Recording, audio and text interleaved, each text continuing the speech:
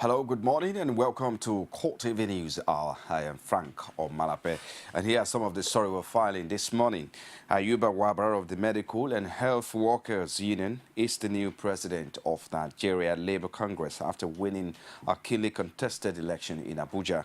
He beat his sole challenger Joseph Ajaero of the National Union of Electricity Employees with a margin of 495 votes to achieve defeat.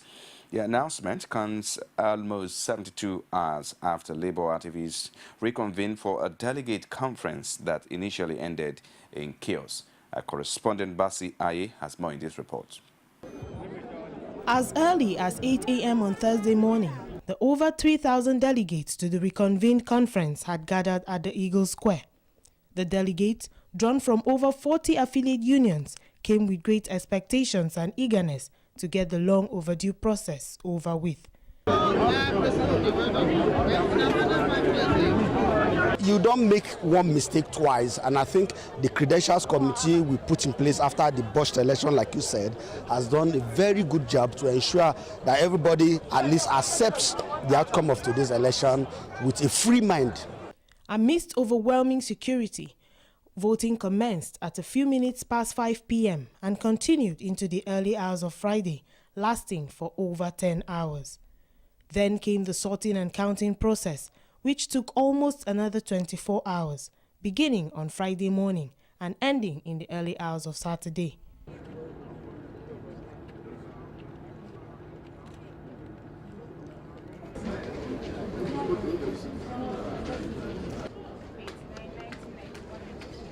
But it was not all smooth sailing, as one of the agents representing Joe Ajaero tried without success to incite a reenactment of the chaotic scene witnessed the last time.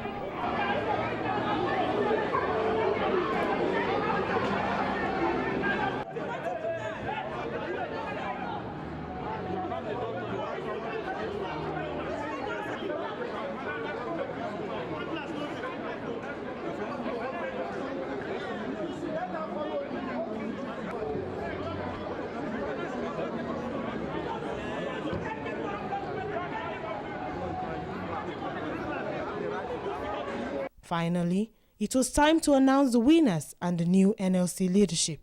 Two contestants for the position were one, Ajaero Joseph. Ajaero Joseph scored 1,000, pardon me, those are total votes cast. 3,000.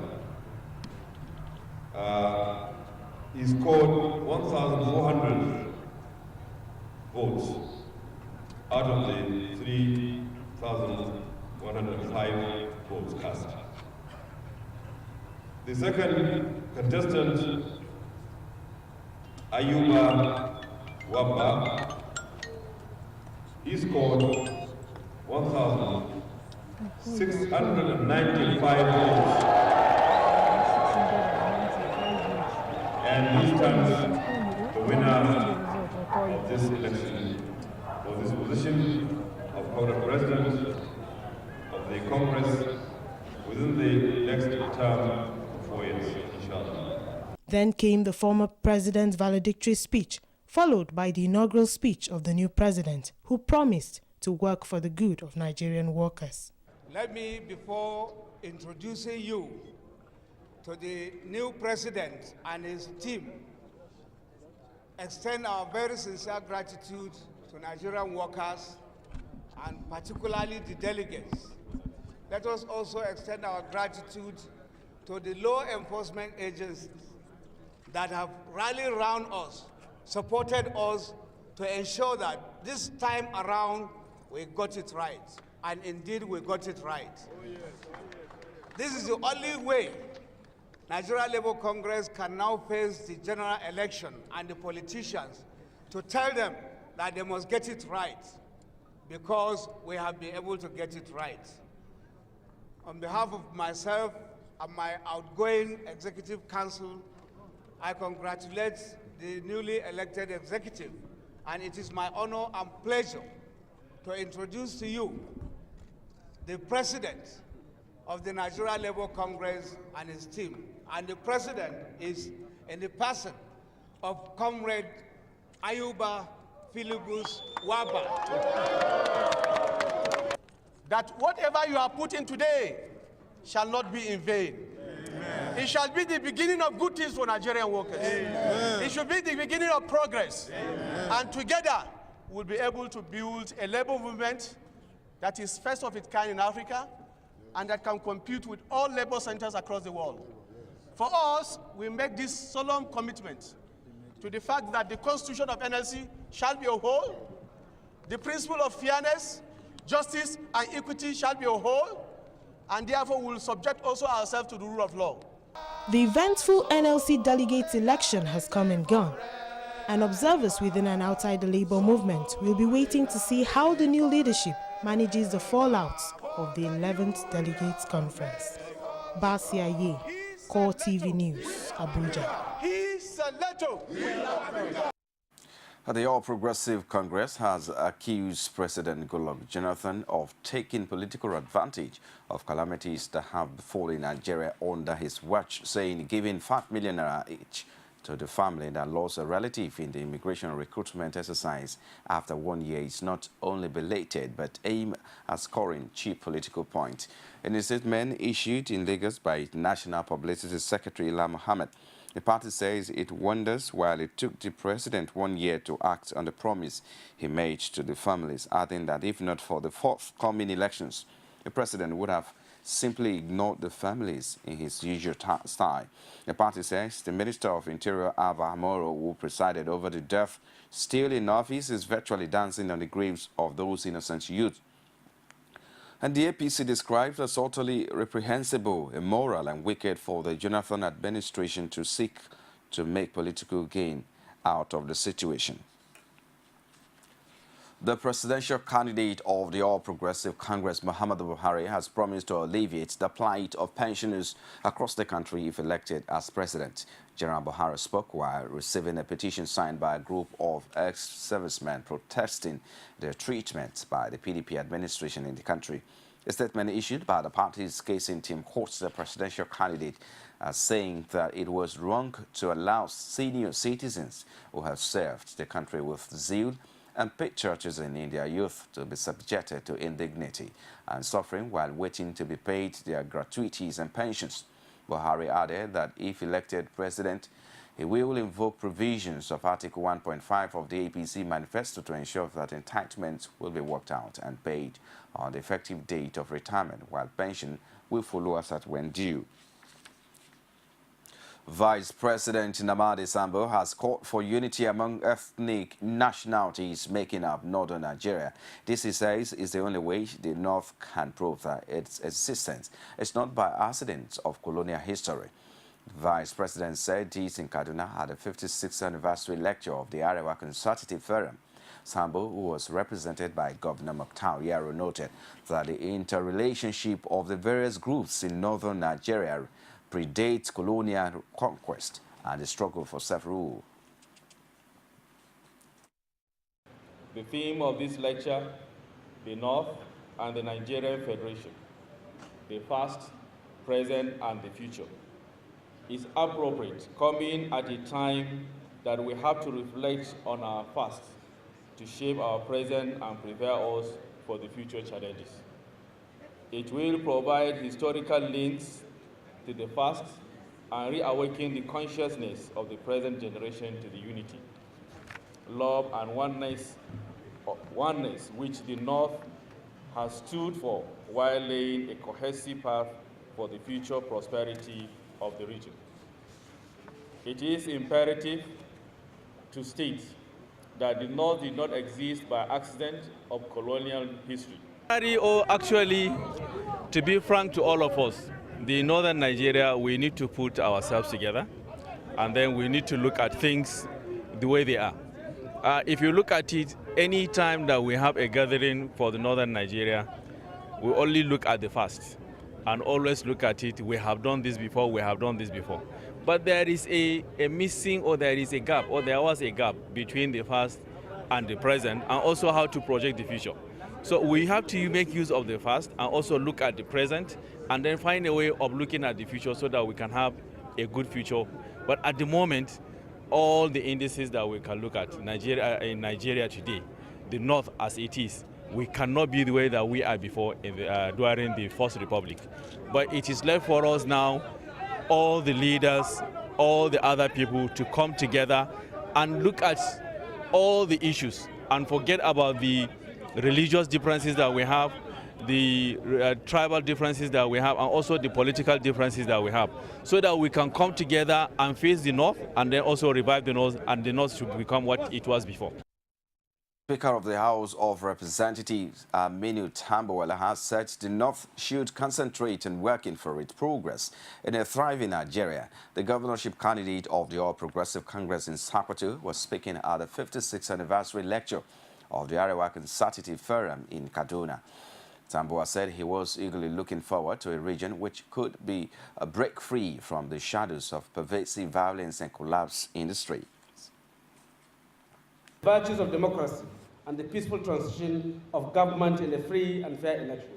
It is always wrong to judge people based on their current challenges. A more reasonable approach will be to look at their antecedents, their past history, their crisis management skills, their potentials of recovery. There is no doubt that before long, the North will overcome its challenges and rise again. And now the PVC distribution, which has witnessed low turnout, making Ogun State the least out of the 36 states of the Federation, is one of many challenges the state government and the state chapter of the electoral empire is battling with. Although the INEC in the state says it is working to overcome the challenge, the resident electoral commissioner in the state, Sami Bitoye, attributed this to the low percentage of eligible voters turnout. Olajuwon Kolatiji took up a cross-section of the residents of Abeokuta, the Ogun State capital, to affirm the electoral umpire's claim. Though the electoral umpire INEC has said it has achieved 80% of PVC distributions nationwide, some states are still insisting that there is a low turnout of PVC distribution in their states respectively. And Ogun State is one of those states with 50.1% of this distribution as of 4 days ago. Even though the governor of the state, Adekunle Amosun, and some of the top political leaders in the state are not seeing this as encouraging enough, and the state's rec has attributed this low turnout to eligible voters not coming out to get their PVCs. I'm on the streets of Abeokuta to get reactions from this president on how true these affirmations are. With several complaints trailing the distribution of permanent voter cards in Ogun State, including the state's governor, Adekunle Amosun, as well as top political leaders from different parties, this is certainly not the best of times for the electorate, considering that the general elections is just 2 weeks away. But as we speak today, the card they brought originally, and that is where the problem is, we have 2 or 3 issues now. The first one is that the card they brought, about 1.1 million in November. On my honor, about 600 of those cards doesn't belong to Ogun State. In Ogun State, up until the time of postponement, there was only 40% distribution of PVCs. I mean, are we going to say that we're going to have a free and fair election where 60% of people who are willing to vote are disenfranchised? Are we going to have a lopsided distribution and then say that it is a free and fair election? Despite the widespread dissatisfaction with the exercise, some residents were able to obtain theirs without delay. I may not believe that INEC is trying to deny some members of that right. I think it still boils down to what I would call lapses from the end of the electoral body. Very easy. Even they brought it for me. Okay, but some people have been saying that Ogun State has recorded a very low turnout of PVC collection. They are lying.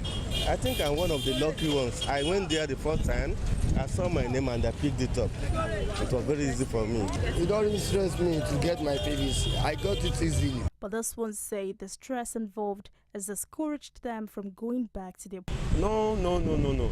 Actually, I've tried my best to get it from my, my ward. And it's very hard for me to get it. Whenever I go there, they tell me it's either they tell me it's not ready, or the number of people I eventually meet there will be very, very so many numbers I won't be able to wait again. When I went there last week, they told me to come back on Friday. Next tomorrow? Next tomorrow. So I pray I will go back there and check. Anyway, I have already tried to get my PVC for about 30 times now, 4 times that I went there. But I can't able to take my PVC. I'll get. I'll go and get.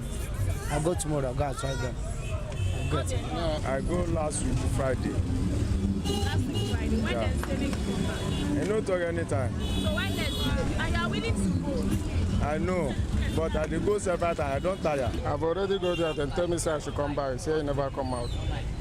Are you sure you went? Yeah. So when did they ask you to come back? And say maybe they no give me time, sir.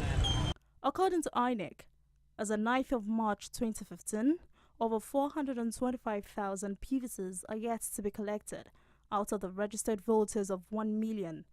INEC further said out of the 1 million meant for the state, total PVCs distributed stands at over 899,000. Meanwhile, percentage of collected PVCs based on the PVC received is 65%, while those yet to be collected based on eligibility is 50%. Olajumoke Olatuji, CoreTV News, Abeokuta. Meanwhile, low turnout of voters has continued to trail the collection of permanent voter cards in Edo State despite the extension of the collection date recently announced by the Independent National Electoral Commission. The usual rush often associated with the collection of the PVCs in Edo State is now at its lowest ebb since the beginning of the exercise. The report. As the elections draw near, some residents of Edo State capital Benin City say the situation of the distribution of the PVCs has improved, especially compared to when it started. If I had not lost that card, I think the process would have been milder. But I lost the card and I had to take some other extra effort to get the clarification and the card presented. Besides that, others that came with TVC, their own was okay. It was just in a twinkle of some seconds, minutes, they will get theirs and they will go. The almost card are yet to be picked up, but residents insist that there has been an improvement in the distribution. There has been a lot of publicity over it.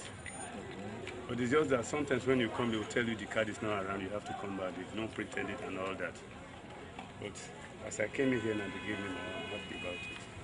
Efforts made by CoreTV News to speak to some of the electoral officers, however, prove abortive, as they are set to be in a meeting to strategize on how the elections will go at the Commission's office in Benin City. Though the Abuja announcement by INEC that over 80% of Nigerian voters are already in possession of their PVCs, which indicates that a larger part of the country is prepared for the rescheduled forthcoming elections, is a thing that shows that the various extension by INEC has indeed achieved a result.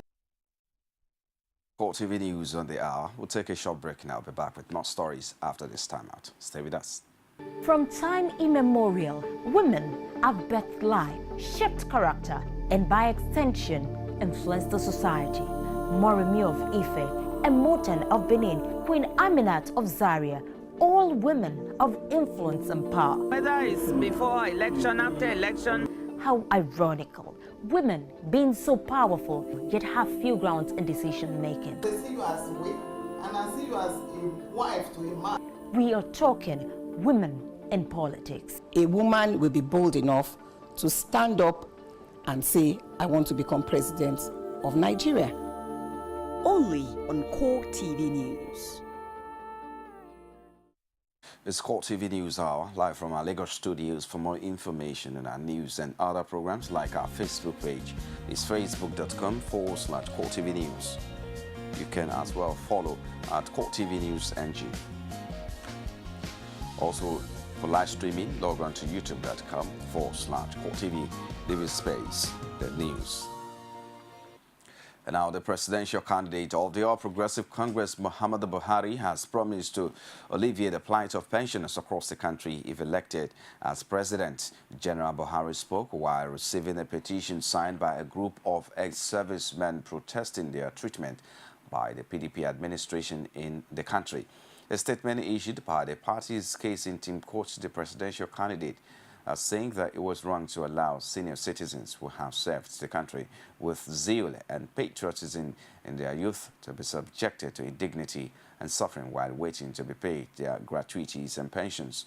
Buhari added that if elected president, he will invoke provisions of Article 1.5 of the APC manifesto to ensure that entitlement would be worked out and paid on the effective date of retirement, while pension will follow as at when due. The wife of President Goodluck Jonathan, Patience Jonathan, has insisted that her husband will remain in office for 8 years to complete his 2 terms in office despite the opposition. The First Lady made the declaration during the People's Democratic Party Women Rally under the auspices of Women for Change and Development Initiative in Benin, Edo State. She was accompanied by national and state leaders of the party, drawn from different support groups across the state, who turned out for event as early as 9 a.m. They, however, began to leave the stadium at about 1:30 p.m. when the First Lady arrived at the Samuel Ogbemudia Stadium, venue of the rally. Unable to bear the scorching heat, 2 women fainted but were later revived by medication provided by the party. Addressing the women, she says the presidency had been occupied for 8 years by other geopolitical zones and wondered why the South-South should be denied the same opportunity.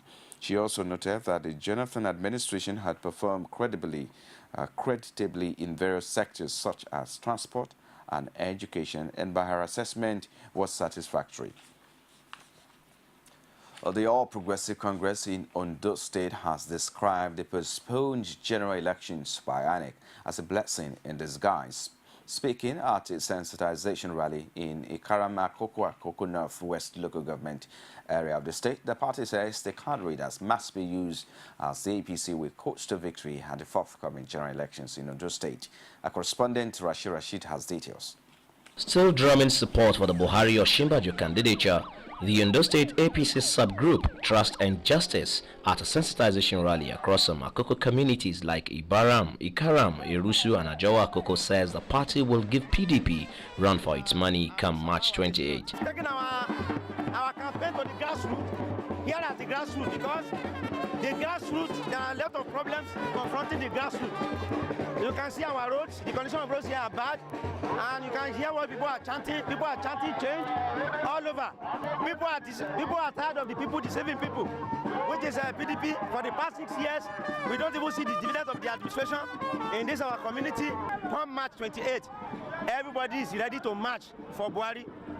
Although the postponement of the general elections generated various reactions, however, APC House of Assembly candidate Sulaiman Jamil says it is a blessing for the APC. It's a blessing in disguise for APC.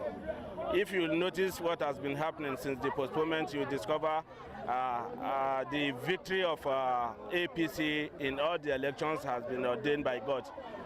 First, you see, after the postponement, you have the decampment of about 6 House of Rep from PDP to APC, the decampment of former governor of Anambra State, Timba Denuju, from PDP to APC, the decampment of some other notable politicians from PDP to APC in other states. The group, however, warns against rigging in Ondo State as they strongly support the usage of the card reader. We have grown enough to conduct free and fair elections in Nigeria. And one of the criteria is to use card reader. It has been tested, and of course, it has been generally accepted that they should use a card reader. What else? You know, when they first, made the proposal, they tabled it before the National Assembly, and then they all agreed. So he signed, he happened to read now that they should use the card readers. And of course, bringing the card readers now, he now discovered that it won't allow rigging. It's going to check rigging. That is why they said they are not going to allow the card reader to be used. Ondo State will no doubt be a political battleground between the APC and the PDP-controlled state government as the general election looms. Rashid, CoreTV News, Ikaram Akoko. The wrap on CoreTV News this hour. Many thanks for watching. I am Frank Omalape. I'll see you again.